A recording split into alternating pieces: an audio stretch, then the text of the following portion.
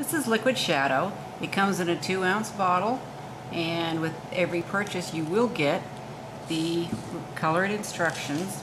Let's pour some out on a plate and I'll show you what it is. Look how creamy this is. It comes in out of the bottle in a neutral gray. See how translucent it is? Now this has a glazed base to it, and that's what makes it so translucent and subsequently very easy to work with. Okay, so this is how it comes out. Don't be alarmed if it's too gray, because that's what you're going to start with. And you may thin it down with clear glaze, or you can tint it with other colors for backgrounds, and I'll show you in just a minute how we do that. There, I put some clear glaze on the palette, and this is very thin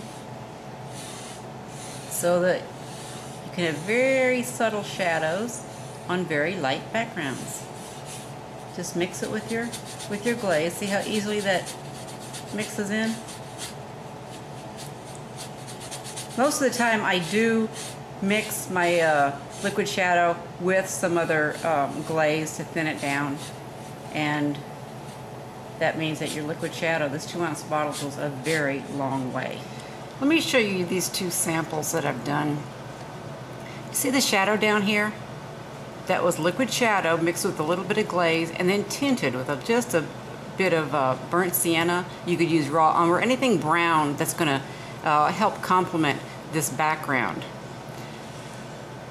Now here, this is a stencil design, and all I did was put some liquid shadow and brown under here, and look how that makes that design pop. This was accented with a lighter color, but isn't that something? It just makes it look dimensional, doesn't it? Stencilers will really like this. Okay, here I've taken a little bit of my glaze, a little bit of my liquid shadow, mixed it in to give me a light neutral pigment, and it's very translucent here because I'm going to need it for my next application. Okay, you can see what I'm doing here. I have a rose pattern on top of this wallpaper, and this is something I would do in a client's home or my own home where I have existing wallpaper, and I just want to punch it up with some new artwork just to freshen it up.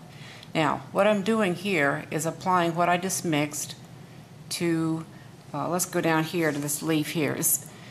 See, I'm going to take my flat brush and just swish it over here like that. That's where I'd want my shadow.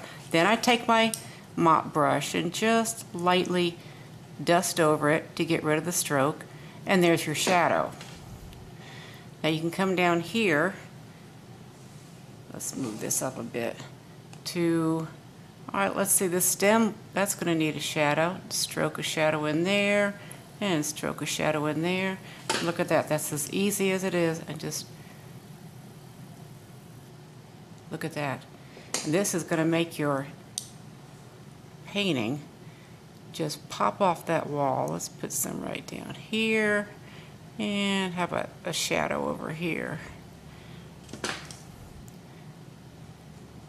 Whisk it away. There you go. Very subtle shadowing. Now you can make this deeper shadowing. That's totally up to you, but I'm putting in subtle shadows because my background is so light and I don't want the shadow to overpower the rose. This is a very soft, pretty rose. Let's put some right here, and here's another shadow. Sweep it with my mop, and the mop is just to get rid of the brush strokes, and I think we've just about finished that one. Now remember the grape cluster I showed you earlier? It had a very light, subtle, kind of a sienna cast to its shadow. Well, I'm adding a very dark umber to the mix, and this is just to show you how you can intensify these shadows. This is glaze or I rather, liquid shadow and glaze, yes, and a little bit of raw burnt umber. And watch what happens. I'm going to just put this in the very darkest areas.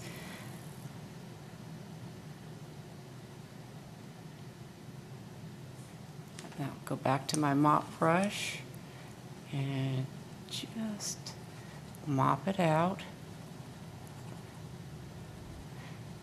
And this way it's just very easy to intensify your shadows. Look at that, it's a lot darker and it makes it stand out more, and it makes the light even brighter.